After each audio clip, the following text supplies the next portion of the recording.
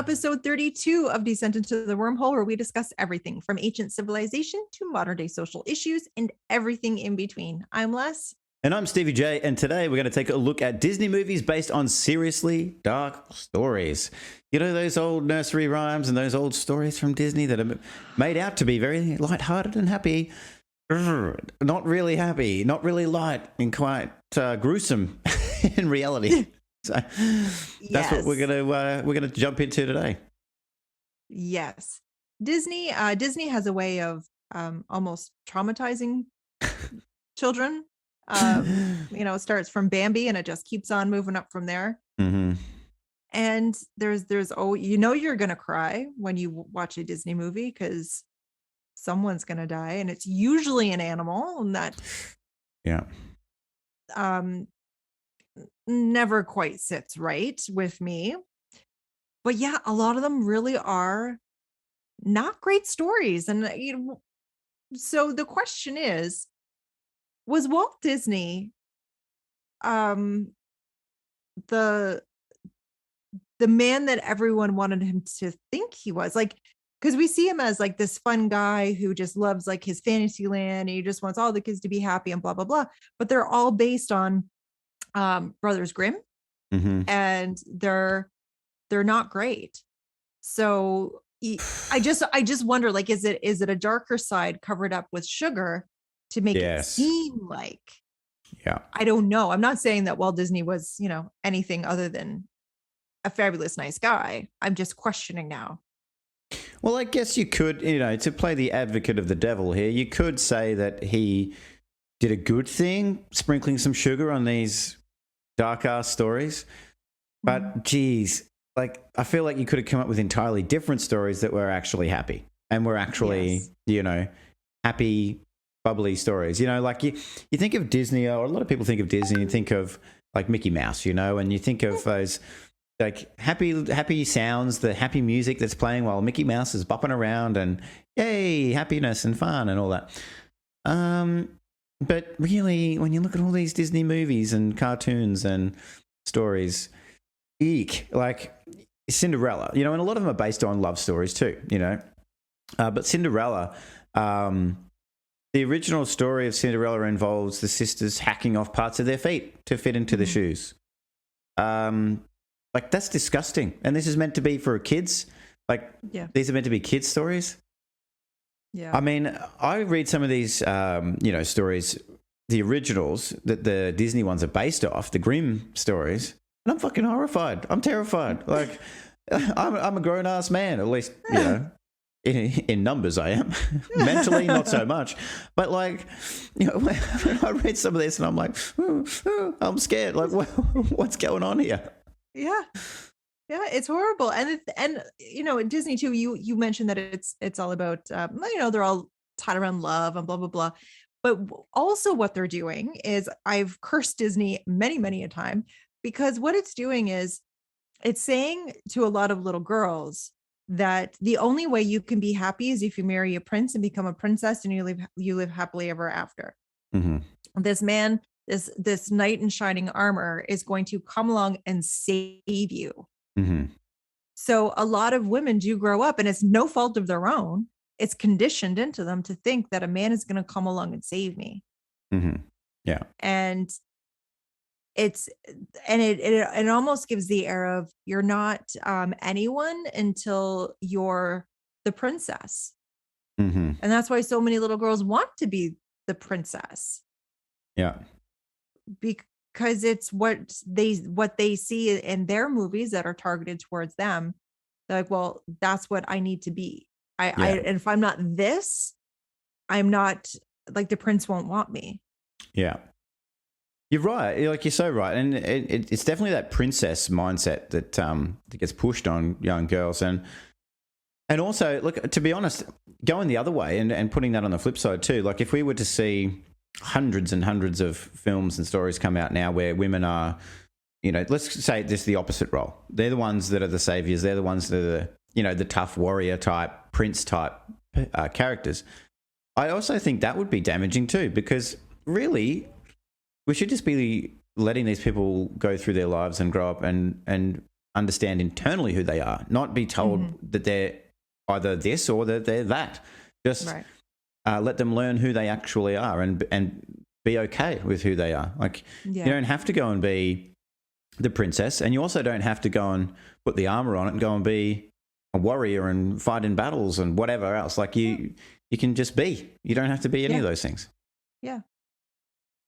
And the thing is, just being, you'll have a better chance of attracting someone who actually thinks this person is a prince or a princess. Yes. This is my prince or princess. Yeah. They are perfect for me, not because someone else said. Exactly. Yes. They need to be perfect for me. Mm-hmm. I need to be this in order to attract this, so it's perfect. And what you'll generally find is if if you just be and you do what you just said, let that person naturally come to you, you'll find that person treats you like a quote unquote princess anyway. You'll be treated so nicely regardless, without having to try and be anything. Yeah, without hacking off your feet to fit in shoes. Oh no, that's going to happen. That has to happen. That's a requirement of every relationship. Cut your feet off, fit in these slippers. Do it now. Otherwise, we're done. I said good day, sir. I said good taste.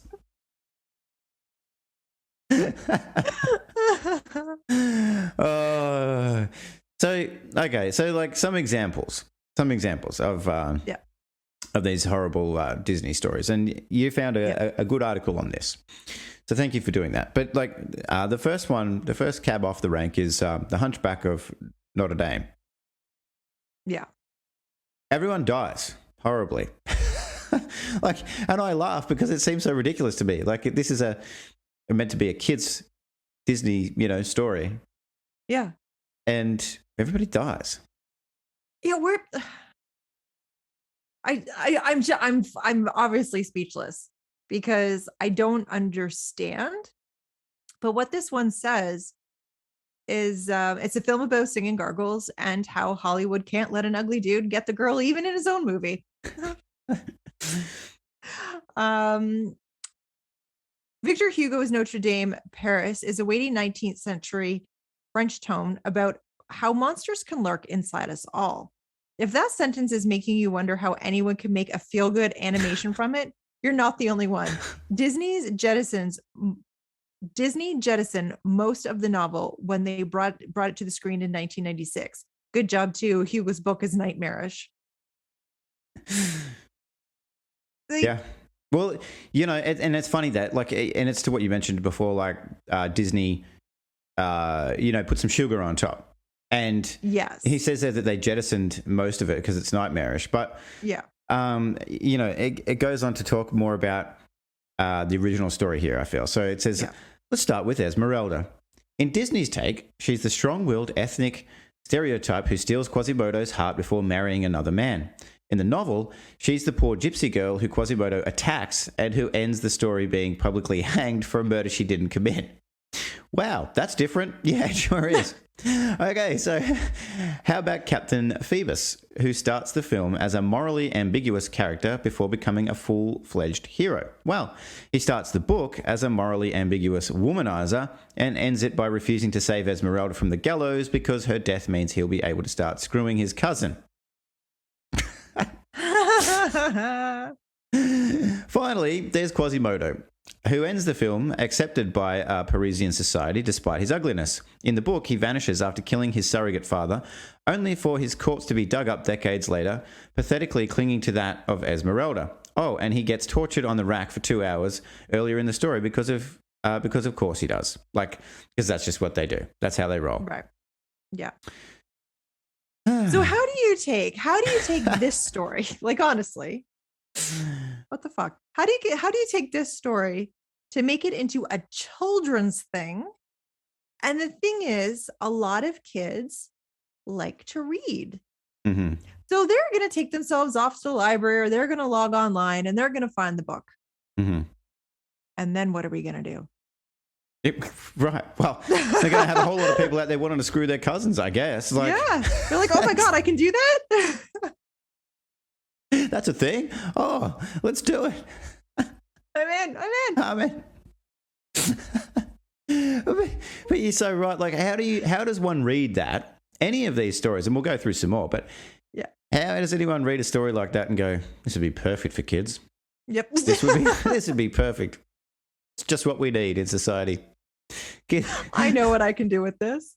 What can't I do with this? Exactly. I'd be negligent not to do this. Kids need to know this story. Oh, yeah. So, there you go. There's the first example. But Yeah. it's an interesting question. Yeah, it's yeah. Pinocchio. Pinocchio actually kills Jiminy Cricket. So it says the story of a puppet who wants to be a real boy. Pinocchio has both charmed generations of kids who identify with his naughty protagonist and traumatized generations more with that super screwed up scene where children start turning into donkeys. Had Walt Disney done a completely faithful adaptation of Carlo Collodi's 1881 Italian novel, The Adventures of Pinocchio, he'd have traumatized plenty of adults too. Forgetting growing a pair of unexpected donkey ears, the original Pinocchio features the puppet killing his own best friend. Wow. Like, okay, well let's continue. All right. So It's not an accident or anything. It's just murder. You've probably seen the Disney movie and know Jiminy Cricket as the fussy but ultimately wise mentor to the wayward puppet. Well, in Collodi's version, the wisdom doesn't have time to appear. No sooner has the cricket entered the narrative than Pinocchio kills him with a hammer. And, just at that, I have to say, duh fuck. Yeah. Who's this twisted bastard who's coming up with all these stories? Holy hell. Okay. Right, and it goes on to say, if you think this is bad, oh boy, are you underestimating just how twisted Collodi's imagination was? Pinocchio in the book is a prize jerk. He steals Geppetto's wig. He laughs mockingly in the old man's face. So maybe it's no surprise that in chapter 15 ends with a group of assassins lynching him from a tree. The last line features the last breath leaving Pinocchio's throat and the puppet apparently dying. Sure, he's ultimately rescued in the next chapter, but there are still some things you probably shouldn't put in a children's novel, and lynching the main character is one of them. Jeez. Once again, how do you turn that into Pinocchio? Yeah.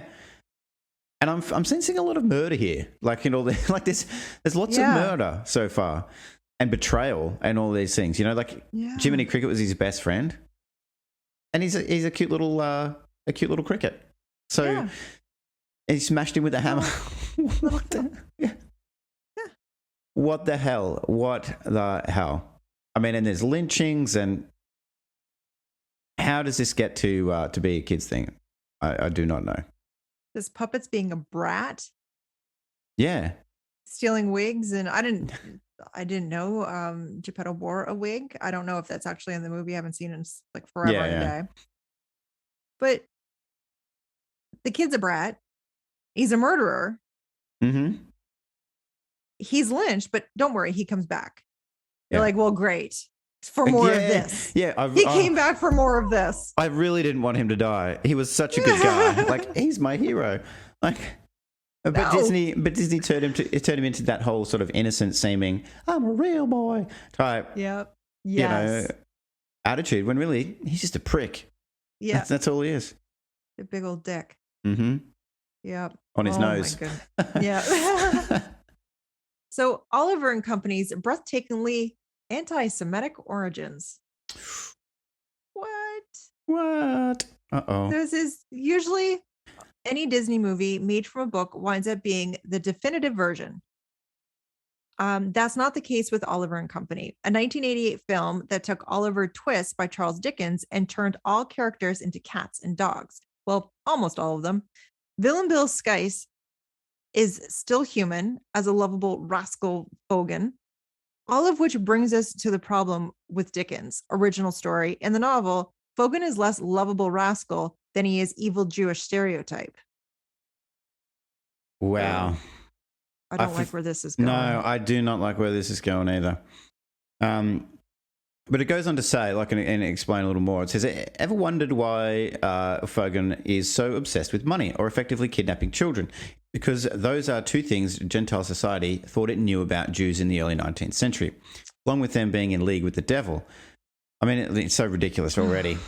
So Dickens's, I don't know if you say that, if that's how you say it, but so Dickens's second novel is full of descriptions designed to make Fagin as Jewish and as devilish as possible.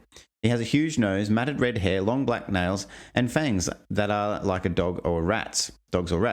Nor is Dickens coy about Fagin's heritage. The only other Jew to appear in the book is described as a younger than Fagin, but nearly as vile and repulsive in appearance.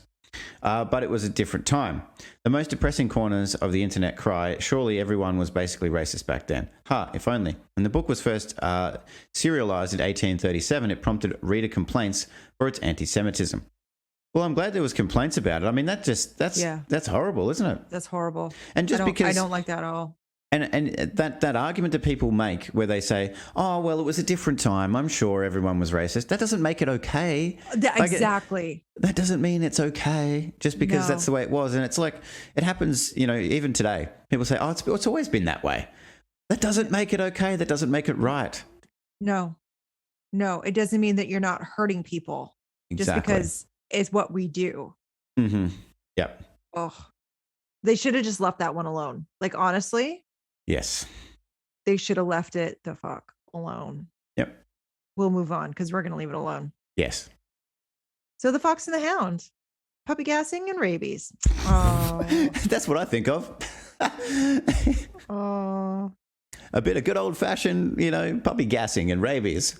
Why not? God. In 1981's The Fox and the Hound, chiefly remembered for featuring an early credit for Tim Burton.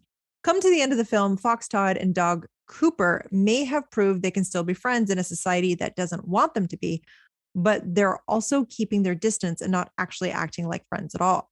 There's no such moral ambiguity in Daniel P. Manock's original novel. As far as Manock seems concerned, the only possible message is nature is horrible, everything dies, and the gassing death of baby animals is a totally legit topic for children, for a children's book. And, what? And I say again, holy shit. Like, where do they think that these stories, like Disney, where does he think this is good to adapt this into a kid's? All right. You can take the characters, like you can take the little bits of it. You can take the Fox and the Hound and they become friends. Mm-hmm. But you can make it your own. 100%. Just make it a horse and a pig. I don't know, but just make it your own. Bring it like 8 degrees of separation from this. Yeah, exactly. Like distance yourself. Take a few steps back and just have a look at it. But I mean, none of this is acceptable. No, for kids, like of course as adults we can watch and do and see and read whatever we want, but for kids, this is the stuff that let's be mindful here. This is the stuff that's being imprinted into our kids' minds while they're growing up. Mm-hmm. Okay, so in the book it says Copper and Todd aren't former friends. The only connection they have is that Todd managed to get Copper's dog buddy Chief killed after luring him in front of a train, and now Copper and his master have sworn revenge. The whole rest of the book is just the two of them trying to kill Todd. Todd alternatively escapes and seduces vixens, and plenty of animals die nasty deaths. This is a book in which casual murder is just how everyone rolls. In 2 separate sections, Todd impregnates a vixen who gives birth to cubs. Both times, Copper tracks those cubs down and his master gasses them to death in their sets. At the end of the book, everyone just kind of gets rabies. Who said the film can never be as good as a book? Whew. Like, and I mean, I feel like the title of this section is very accurate. Puppy gassing and rabies. Like, that's the story. Yeah.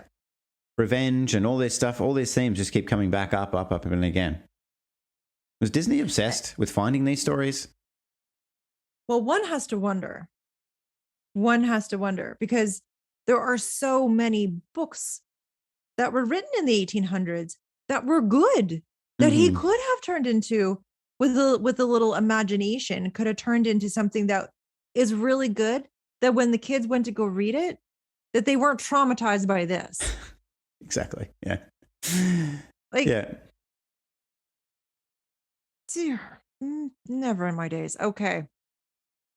So Tarzan apparently is racist. Not It might Tarzan. be a, oh man, Tarzan too. he needs a talking to. Far out. It might be a minor film in the Disney canon, but 1999's Tarzan is mostly rollicking good fun, featuring both some serious action and one of the darkest on-screen deaths for a villain in studio history.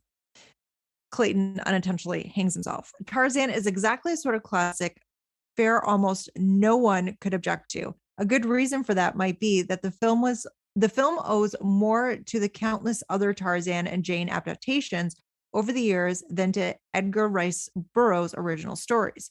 Burroughs was writing in 1912 when U.S. race relations were at their nadir. As a result, Tarzan of the Apes frequently feels like it's coming straight from the alt-right. And, 1912, interesting year that, but I digress. Thought Co. outlines that the most objectionable moments. Tarzan's biological father is called a member of the higher white races. Whew.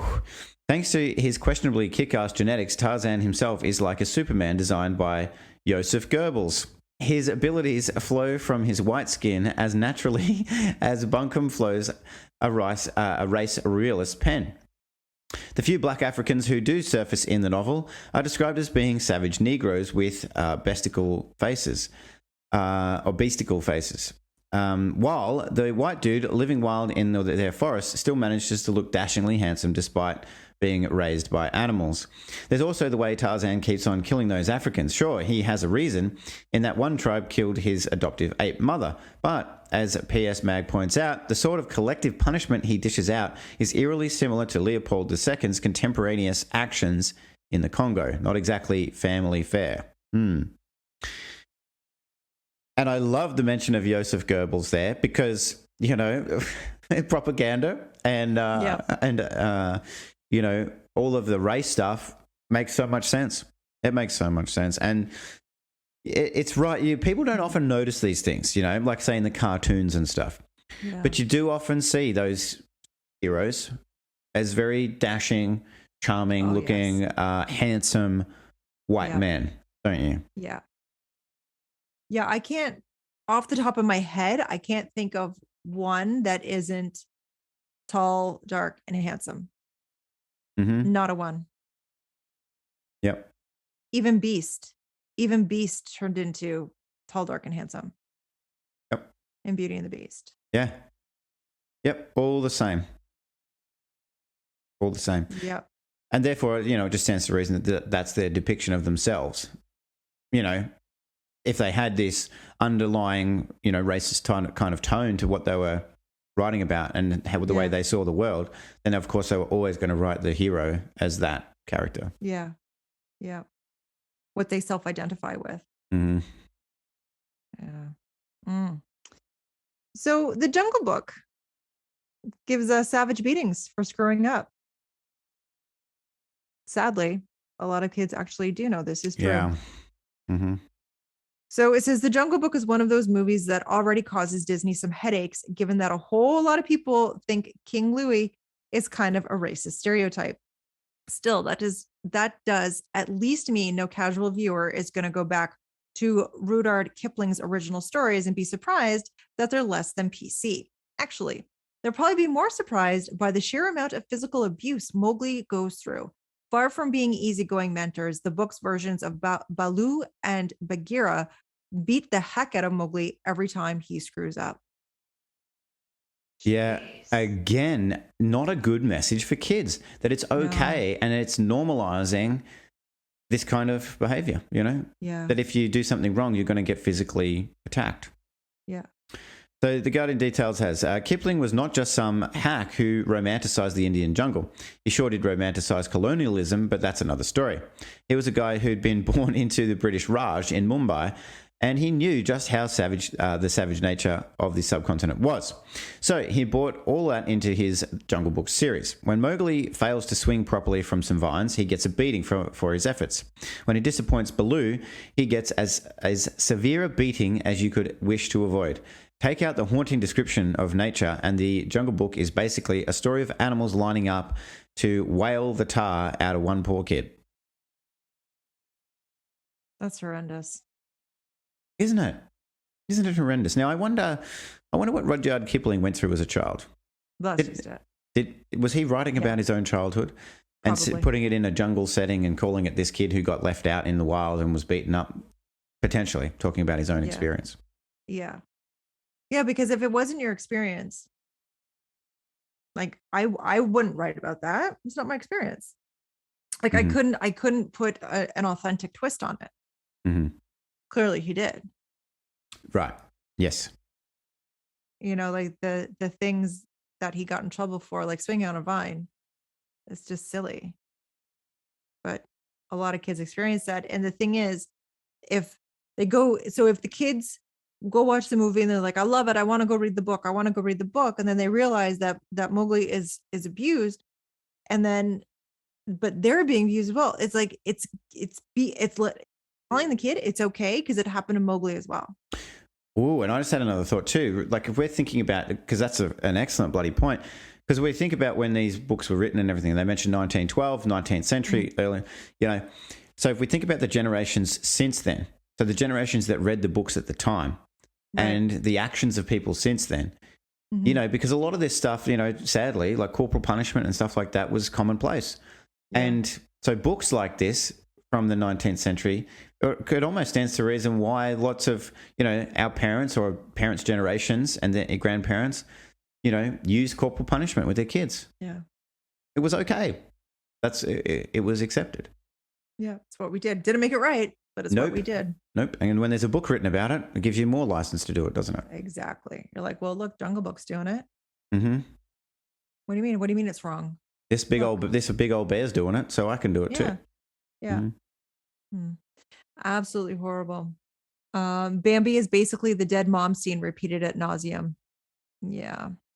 1942's Bambi is notorious for killing the title character's mom in such a disturbing way that I cried when Bambi's mom died. Yes. Is basically the go-to statement for people who want to prove they have a soul. Readers of Felix Slayton's original 1923 book would laugh at such sentimentality. The world Sultan paints so harsh that death is almost unremarkable. Far from being a friendly children's book, Bambi, A Life in the Woods, is a nonstop account of the miserable ways everything can die. Oh my gosh. Why would you? I understand what Disney does when they tug at those heartstrings because they have you fall in love with something and then they take it away. Yes. Yeah. I understand why they do that. It's emotional roller coaster, and it's almost abusive to that point because they're raising you up and then ripping it away and, you know, having you feel these feelings. Yeah. But you could have changed Bambi's name to remove yourself 5 times from this. Yes, of course you could. Of course you could. Like, call her anything else. Yeah. Anything else. Cindy. There you go. Yeah. Yeah. Cindy, the cute little deer. There you go. But, you know, you're spot on with that. And all of these things are so disturbing that they're put forward as children's stories. Mm-hmm. Okay, so it goes on here. There's not a single entity from the Austrian countryside that we don't witness in its final death throes. During the winter scenes, we get protracted descriptions of furry animals starving to death, possibly based on Sultan's own experiences of growing up hungry. Not in Hungary, hungry. During spring scenes, we get hunting animals eating each other alive. Yay. In summer, men come along with guns and shoot half the cast to death. And in fall, Sultan takes time out from his unstoppable slaughter to explore what goes through the mind of a leaf as it withers and dies. Oh my gosh, even he can't even leave them alone, so to speak. Oh, that's one. That is one. I got 2 more for the day. Use them wisely. I shall. It sounds kind of depressing. You don't know the half of it. There's an argument that Bambi is Sultan's allegory for Jewish persecution in the 20th century. Ooh. And that the hunters are callous Gentiles, while the murderous fox is the rising fascism that would soon devour half of Europe. No wonder Disney dumped Hitler Fox in favor of a talking rabbit. Okay, so he went from a fox to a rabbit. Hitler Fox, apparently. Yeah, well, as one is. What the hell? Yeah. What the hell? Look, actually, it kind of makes sense in a way to tell an allegorical story like this. Given the time of when it was written, of course, like, because you wouldn't want to write necessarily at that time about the actual things going on, about the fascism of Nazis and, you know, all of that, because you get in big trouble. You get in big trouble, obviously. So making it an allegorical story, that makes sense. I mean, it's not like it's proven here. They're just saying that's a theory that it was that, but geez, it does sound a lot like that. I mean, things, everybody dying in winter, hunters coming, you know, even the leaves dying. Oh my God. Yeah. Great kid story though. Yeah. Perfect. Yay! Yay. 2 thumbs up. So So good. good. So good. So we move on to Mary Poppins. Apparently, she's the nanny from hell. With a spoonful of sugar. Was it sugar or cyanide? What was it? Or chloroform? What was it? I don't know. Do you know what that smells like? Let me try that one day. See what chloroform smells like. So it said that P.L. Travers absolutely hated Disney's 1964 adaptation of her novel.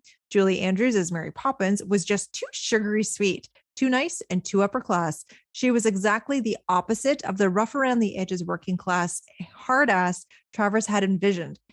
Not that Disney could have ever done a literal on-screen depiction of Travers' magical nanny. The original Mary Poppins is an elemental pagan spirit with a sadistic streak so wide, she'd make Mr. Banks poop his trousers. Of course she's pagan.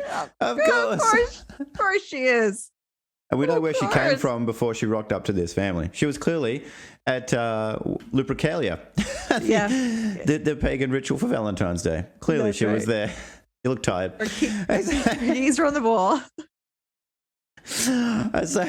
Okay, it says this harsher version of Poppins is there from the get-go when she arrives at the children's home.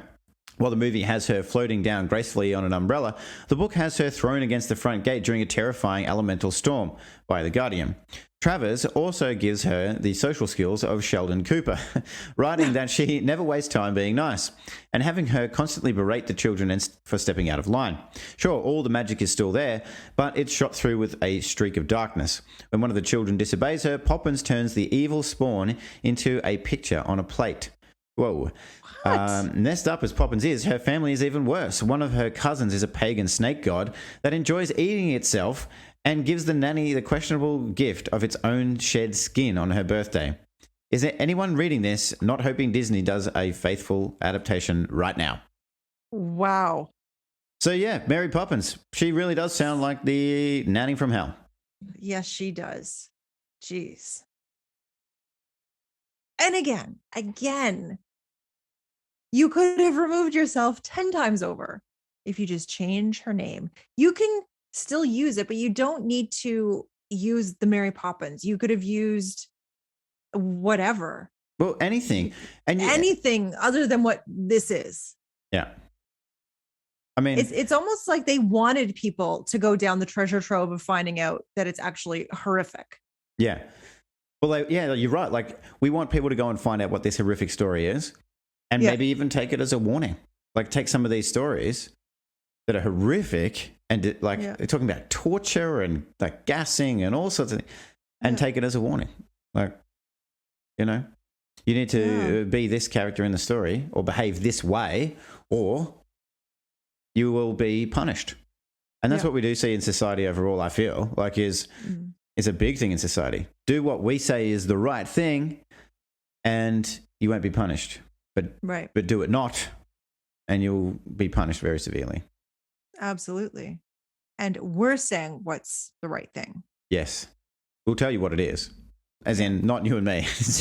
Right. As in the they, society, the people in power. Yeah. Yeah.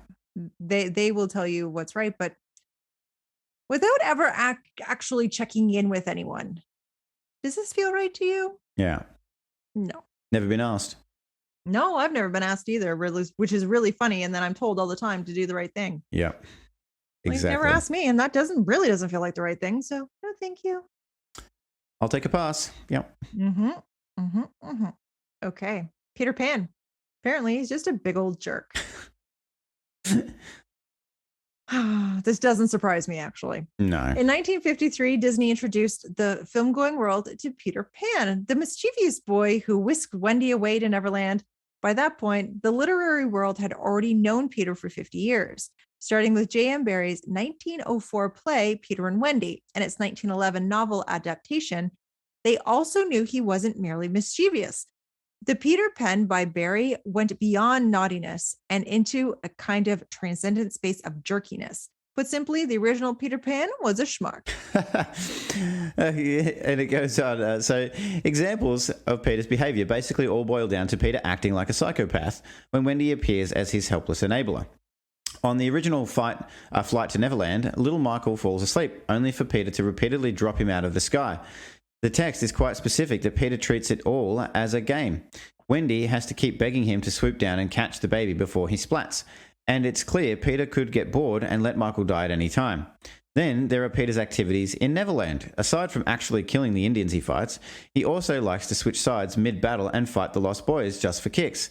It's even somewhat implied that Peter occasionally killed Lost Boys to thin the herd.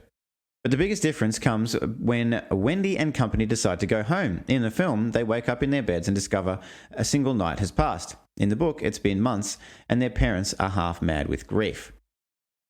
So it's made out almost in the film that it's all a dream type deal, and it's lighthearted and a good thing and da-da-da. But clearly... It was all just a dream. Clearly not. Clearly not. He was a jerk. He was a schmuck, and he just enjoyed... Kidnapper, apparently. multiple kidnapper. And he just enjoyed, messing with people and even killing people as well. Like... And it doesn't... Like, I didn't see there, and I don't remember this 1953 version or whatever, but... How does he originally get them to go with him? Like, is there chloroform involved? Is there, some kind of LSD or drugs that he gives them so that they see Neverland? Very odd. That's a really good point. How do you lure children away? Don't answer that. Nobody answer that. Nobody answer that. I'm next topic. Yeah. People. Why don't we say people? Like, how does one lure people to go and do something like that? And how does one make a Disney film out of something like that? Really? Like, okay, I should say this again from the to be playing advocate of the devil. Yeah. All stories to take us on a journey for a film, for a show, for anything like that. We do need to be taken on a journey. We need to feel something, and we can't have everything be sunshine and rainbows. Totally get that. Totally get it. Because we have to empathize with the characters we're watching. So hence, I guess, the Bambi's an example. The mother dies. We feel empathy for Bambi and sadness and all these things, and it draws us into the story. So I get that bad things have to happen. Bad people, bad characters have to exist so that we can have the happier side, the lighter side, and all of that to go with it. But we don't need these horrendous stories for children. Like, OMG. We just don't. And there's a whole lot not even mentioned here either. Oh, yeah. It goes on and on and on. I think every single one is connected to a horror story of some kind. Right. Like Hansel and Gretel. Yep. What the fuck? Like Ed Snow White as well. Yeah. Yep. Sleeping Beauty. Sleeping Beauty. All of these things are just... drugged. Like, come on. Truly horrendous stories. Truly horrendous. Oh. But anyway, who wants to go to Disneyland? Yay! Let's go cut off our feet and create an entire epic dynasty out of these horror stories, and it's the happiest place on earth. It went from the nightmares you're afraid to go to sleep because of to the happiest place on earth. Yeah. He is a magician. Walt Disney, a magician. Yeah, some might say a wizard. He's well, I wonder, because I've never looked into Walt Disney and his backstory and stuff. I just wonder if these are the things that terrified him as a child. And he's like, I need to fix this. I need to make them better. Maybe, possibly, yeah. Maybe. I don't know. I was just thinking, why would one do that? That's a good point. Why would one dedicate their life to turning horror stories into something, something a little better? You raise a good point there. And I don't know a lot about Walt Disney either, but I have heard whispers that he was not the nice person he was made out to be. So I have heard that too. Maybe we'll dive into that another time. But and it's funny because we see that very often. Actually, people who are portrayed in a certain light are not that at all. Right. So I guess it's possible, but either way, these are bloody horrendous. And I think I used to watch these when I was a kid, and generations are still watching them, probably to a lesser extent actually now, because they're kind of less popular, I feel, with the generations these days, the kids these days, because they've got a whole lot of other stuff coming out. But you can almost dive into all of these, even current Disney movies and Disney shows and all these things, and you will probably find a lot of these kind of overtones in there still. Yeah. Man. Anyway, I'm glad I'm not a kid, but it still horrify me. Some of these stories still scare the shit out of me. Yes, and I have a soul because I cried when Bambi's mother died. Yeah, as did I. It's now confirmed. I wasn't sure. I wasn't sure, but I do have a soul. I didn't know if that was I didn't know that was the thermostat testing. I didn't know that was the marker. The marker of a healthy mind. Yeah. Well, we've had it confirmed now, and anyone else out there who's watching and listening, you can confirm it for yourself as well. But it's been really interesting to have this chat. I feel like we got through that really it took a while, but it's gone quickly, going through all of those. But it's so interesting, and there's so much I feel that just sits underneath this veiled layer in our lives and in society, and you just never see it. But there it is. It's all there. Yeah. And if anyone has read the originals and wants to just fill us in a little bit, did you like it? Did you not? Was it absolutely horrific? I'd love to know. Yeah. I would love to know. And have you slept since you read any of those books? Yeah, exactly. And how's that insomnia treating you? Well, thank you so much. Thank you. It was always it's a good discussion as always, and I always just find this stuff so interesting. No matter what we're covering, it's just so fun and so great to have these conversations. So thank you. Thank you. So everyone, we hope that you enjoyed and that you have a wonderful day. Bye.